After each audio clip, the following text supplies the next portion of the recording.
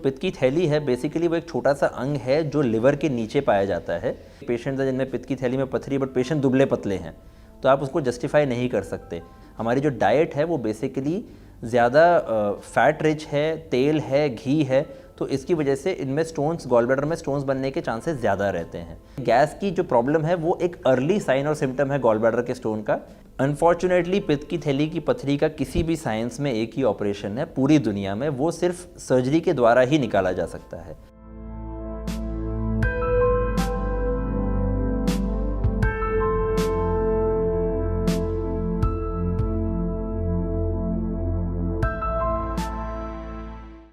नमस्कार, मैं दीपा मेहता स्वागत करती हूँ आपका फोकस चैनल के बॉडी क्लॉक प्रोग्राम में। आज हम लेकर आए हैं एक नया टॉपिक, गॉल ब्लैडर में होने वाला स्टोन, यानी कि पित्त की थैली में होने वाला स्टोन। जब हमारी बॉडी में कोलेस्ट्रॉल की मात्रा बढ़ जाती है और वो इकट्ठा हो जाता है तो वो एक सख्त पत्थर का रूप ले लेता है। सख्त पत्थर जो होता है कई दफ़ा छोटे छोटे टुकड़ों में बढ़ जाता है और ये कहलाता है पथरी, जिसे हम कहते हैं कि हमारी पित्त की थैली में पथरी की शिकायत हो गई है।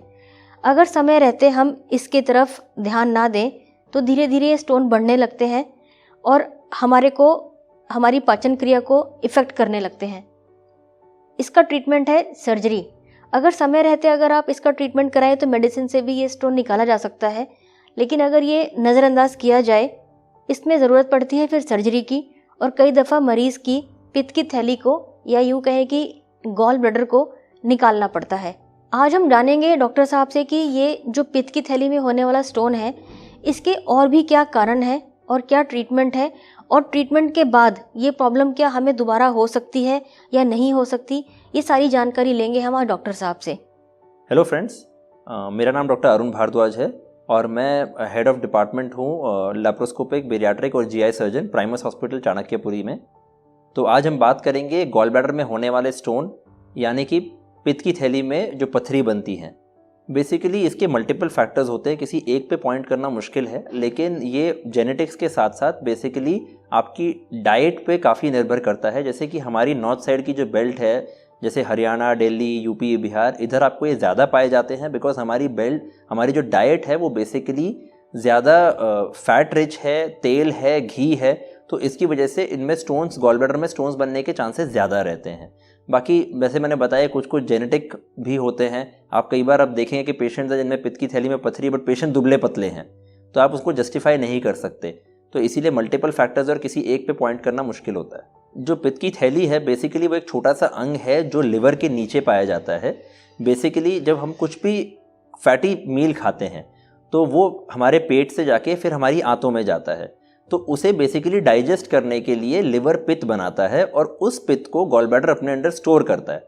जब वो खाना इंटेस्टाइन में पहुंचता है तो बॉडी सिग्नल देता है पित्त की थैली को, वो बाइल को इंटेस्टाइन में भेजने के लिए कि वो फिर खाना डाइजेस्ट हो सके। तो बेसिकली वो पित्त खाना डाइजेस्ट करने के लिए, अपने पेशेंट को मैं इस तरह से समझाता हूँ कि बेसिकली जैसे कोई चिकनाहट होती है बर्तन पे, तो उसको साफ करने के लिए जैसे हमें एक डिटर्जेंट चाहिए होता है, उसी तरह से पित्त वो डिटर्जेंट है जो हमारे खाने की चिकनाहट को डाइजेस्ट करता है। एक इंपॉर्टेंट कंपोनेंट गॉल ब्लैडर के स्टोन के जो होते हैं वो कोलेस्ट्रॉल होते हैं।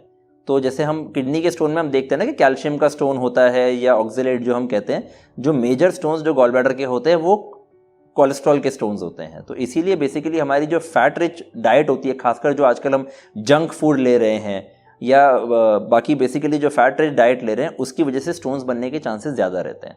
अनफॉर्चुनेटली पित्त की थैली की पथरी का किसी भी साइंस में एक ही ऑपरेशन है पूरी दुनिया में, वो सिर्फ सर्जरी के द्वारा ही निकाला जा सकता है, क्योंकि जो उसका निकलने का रास्ता है, जो बाइल डक्ट है, वो हार्डली 2 से 3 मिलीमीटर की होती है। इनफैक्ट उसके अंदर पथरी जाने में दिक्कत हो सकती है क्योंकि वो जाके वहाँ पे फंस जाती है। उसकी वजह से पेशेंट को जॉन्डिस हो सकता है और पैंक्रियास की ग्रंथि जो होती है उसमें सूजन आ सकती है, जिसे हम पैंक्रेटाइटिस कहते हैं, जो कि जानलेवा भी हो सकती है। तो वो पथरी नीचे पास ना हो तो ज़्यादा बेटर है और उसको टाइमली गॉल ब्लैडर समेत निकाला जाए, वही उसका एक सोल्यूशन है। तो किडनी में और गॉल ब्लैडर के स्टोन में ये बहुत बड़ा अंतर होता है, क्योंकि किडनी एक ऐसा अंग है जिसे निकालने से बहुत फ़र्क पड़ता है। आपका जो नॉर्मल फंक्शंस हैं, आपका जो टॉक्सिक प्रोडक्ट्स हैं, उन्हें निकालने के लिए किडनी की ज़रूरत है। लेकिन फ़र्क यहाँ पर यह है कि जब गॉल ब्लैडर में स्टोन बन जाता है, वो उसी गॉल ब्लैडर में बनता है जो अपना ये पंपिंग फंक्शन या स्टोरिंग फंक्शन को ठीक से नहीं कर पा रहा है, तो आपका गॉल ब्लैडर डिजीज्ड है। इसीलिए सर्जरी द्वारा आप सिर्फ गॉल ब्लैडर का स्टोन नहीं निकालते हो, गॉल ब्लैडर स्टोन समेत दोनों ही चीज़ें निकाली जाती है। और किडनी के स्टोन में सिर्फ किडनी का स्टोन निकाला जाता है, किडनी नहीं निकाली जाती। ये बहुत बड़ा अंतर है जो मेरे पेशेंट मुझसे कई बार पूछते हैं। इसका एक बहुत ही इंपॉर्टेंट सिम्टम है जो कि हर पेशेंट को होता है, गैस, जो हम कहते हैं बेसिकली खाना खाने के बाद ब्लोटिंग होना, गैस बन जाना, एसिडिटी होना, खट्टी डकारे आना, ये सबसे अर्ली सिम्टम्स होते हैं गॉल स्टोन्स के। लेकिन क्या है कि हमारे देश में ना, आप कहोगे, मेरे एक टीचर ही मुझे कहते थे कि उनके पास ना 4 साल का बच्चा भी आया कहेगा कि मेरे को गैस हो जाती है। वो बेसिकली कई बार अपने माता पिता को देखते हैं बोलते हुए कि गैस बन गई है, नहीं तो इतने छोटे बच्चे को यूजुअली आइडिया नहीं होता है। तो ये गैस की जो प्रॉब्लम है वो एक अर्ली साइन और सिम्टम है गॉल ब्लैडर के स्टोन का। आगे जाकर इसकी वजह से दर्द उठता है जो कि टिपिकली आपके राइट साइड जो पेट है, राइट साइड के ऊपरी हिस्से पे या बीच के हिस्से पे दर्द होगा।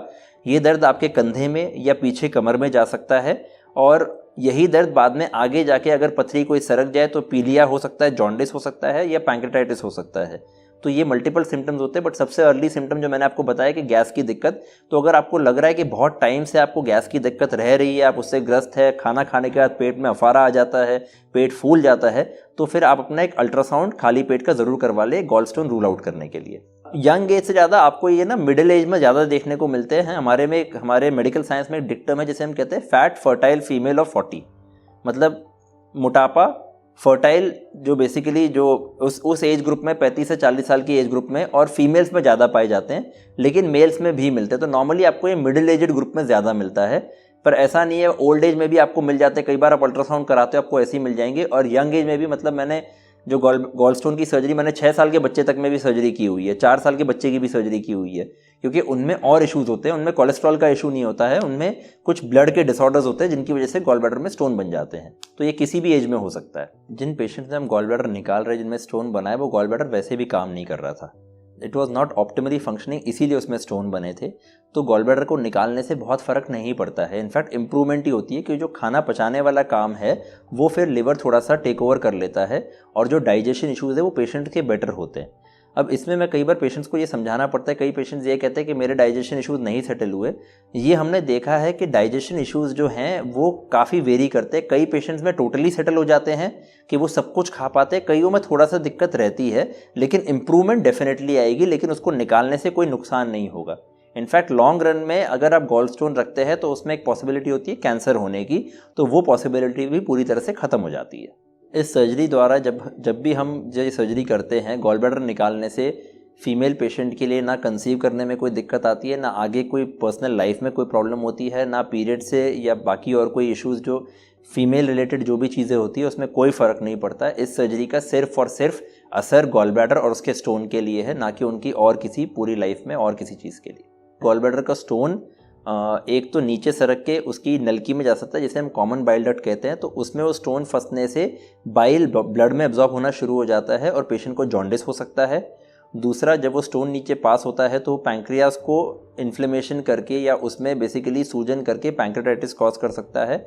और एक पॉसिबिलिटी होती है जिसे हम गॉल स्टोन आइलियस कहते हैं, जिसमें गॉल ब्लैडर एक रास्ता बना लेता है इंटेस्टाइन के साथ और वो स्टोन इंटेस्टाइन में जाके नीचे इंटेस्टाइन में फंस सकता है, तो उसकी वजह से इंटेस्टाइन की रुकावट भी हो सकती है। काफ़ी हद तक लाइफस्टाइल, जैसे मैंने आपको बताया कि हमारे डाइटरी फैक्टर्स, हमारा सीडेंट्री लाइफस्टाइल जिसमें हम चलना फिरना एक्सरसाइज नहीं करते हैं, मोटापा से रिलेशन, ये सारी चीज़ें सजेस्ट करती है कि लाइफस्टाइल रिलेटेड है और एक हेल्दी लाइफस्टाइल मेंटेन करने से इसके होने के चांसेस काफ़ी कम होते हैं। एक पॉसिबिलिटी होती है कि अगर जो गॉल ब्लैडर निकालने के बाद कोई स्टोन नीचे सरक गया हो जो ऑपरेशन के दौरान नहीं पता चलता, तो जॉन्डिस हो सकता है। तो ऐसे केस में हमें क्लिनिकल सस्पिशन रखना होता है और पेशेंट को हम एग्जामिन करते हैं। अगर हमें लगता है कि ऐसा कुछ है तो हम उनका लिवर फंक्शन टेस्ट करवाते हैं, ज़रूरत पड़ती है तो हम MRI का टेस्ट भी करवा के देखते हैं कि और कोई दिक्कत तो नहीं है। नहीं तो अदरवाइज़ गॉल ब्लैडर का स्टोन और गॉल ब्लैडर निकालने के बाद कभी कोई लाइफ में आगे कोई प्रॉब्लम उससे रिलेटेड नहीं होती है। फैमिली हिस्ट्री से डायरेक्टली नहीं जोड़ा जा सकता, लेकिन क्योंकि डाइटरी फैक्टर्स सेम होते हैं एक फैमिली में, इसीलिए कई बार ये पाया गया कि सेम फैमिली में आपको गॉल स्टोन्स के पेशेंट्स मिल जाएंगे और कुछ जेनेटिक भी होगा, लेकिन एक क्लियर कट जो एस्टैब्लिशमेंट होती है जेनेटिक रिलेशन की, वो गॉल ब्लैडर के स्टोन में नहीं पाई गई है। आफ्टर सर्जरी कुछ टाइम के लिए हम पेशेंट को कहते हैं कि तला हुआ और चिकनाहट वाला खाना थोड़ा कम रखना है और धीरे धीरे उसे बढ़ाएं, मेरे पेशेंट्स खासकर मुझसे ये पूछते हैं कि सर हमें एक डाइट चार्ट दे दो, और मैं पेशेंट को यही चीज़ कहता हूँ कि हमें कोई as such exact diet chart की रिक्वायरमेंट नहीं है, क्योंकि जैसे मैंने बताया पेशेंट्स की इम्प्रूवमेंट अलग अलग तरीके से होती है। किसी को सब खाना पच जाता है, किसी को नहीं पचता। तो आपको तला हुआ चिकना कम रखना होता है और धीरे धीरे आप उसको बढ़ा के देखते हैं कि आपको कितना और क्या डाइजेस्ट हो रहा है, और उसके अकॉर्डिंगली आप अपनी डाइट को मॉडिफाई कर सकते हैं। योगा और एक्सरसाइज एक हेल्दी लाइफस्टाइल की निशानी है, और इसीलिए योगा और एक्सरसाइज जो है वो बेसिकली जैसे मैंने बताया कि वो आपके एक्सेस फैट या खाने के जो एक्सेस कैलोरीज है उसे डाइजेस्ट करने में हेल्प करता है। तो चांसेस ऑफ गॉल ब्लैडर और उसके स्टोन होने के चांसेस कम हो जाते हैं। अभी जो है जिसे हम कहते हैं लैप्रोस्कोपी टेक्निक, जो दूरबीन द्वारा जो ऑपरेशन होता है, मतलब आज से 25-30 साल पहले यही ऑपरेशन बड़ा कट लग के होता था, जिसमें पेशेंट 4-5 दिन हॉस्पिटल में रहता था, दर्द रहता था, उसको रिकवर करने में महीना भर लग जाता था। अभी जब हम ऑपरेशन करते हैं तो हम ऑपरेशन करके उसी दिन शाम को भी पेशेंट को छुट्टी कर सकते हैं, डिस्चार्ज भेज सकते हैं। तो छोटे छोटे 4 कट होते हैं जो नज़र भी नहीं आते, कई बार हम उन्हें एक सिंगल कट से भी कर सकते हैं, जिसे हम सिंगल इंसिजन कहते हैं। तो अभी इसमें बहुत एडवांसमेंट आ गई है, और ये सर्जरी काफ़ी हद तक सरल है, लेकिन टाइमली कराना इसे ज़रूरी है, ना कि इसको इमरजेंसी करके इमरजेंसी बना के कराई जाए।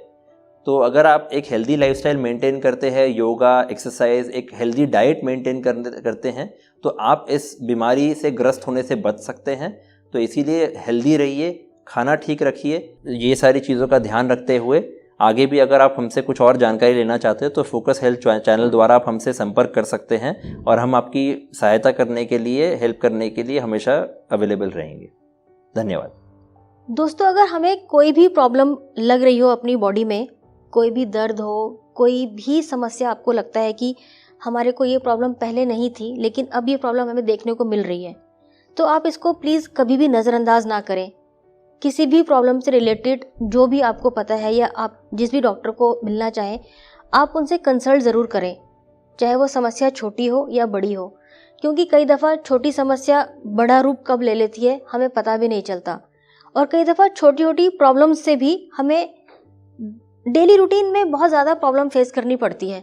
तो ऐसे में आप अपनी प्रॉब्लम्स को, अपनी बीमारियों को, अपने जो भी काम करने में डिफ़िकल्टीज़ आ रही हैं, आप उसको नज़रअंदाज ना करें। अपनी फैमिली के लिए, अपने बच्चों के लिए, आप अपने लिए थोड़ा सा समय ज़रूर निकालें और हल्की फुल्की एक्सरसाइज और योगा और वॉक नियमित रूप से करें।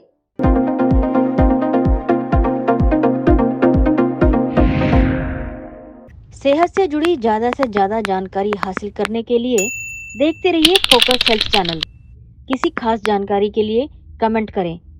फोकस हेल्थ चैनल को सब्सक्राइब, लाइक और शेयर करना ना भूलें। इसके साथ ही बेल आइकन को टच करें ताकि समय पर आपको सभी नोटिफिकेशन मिलती रहें।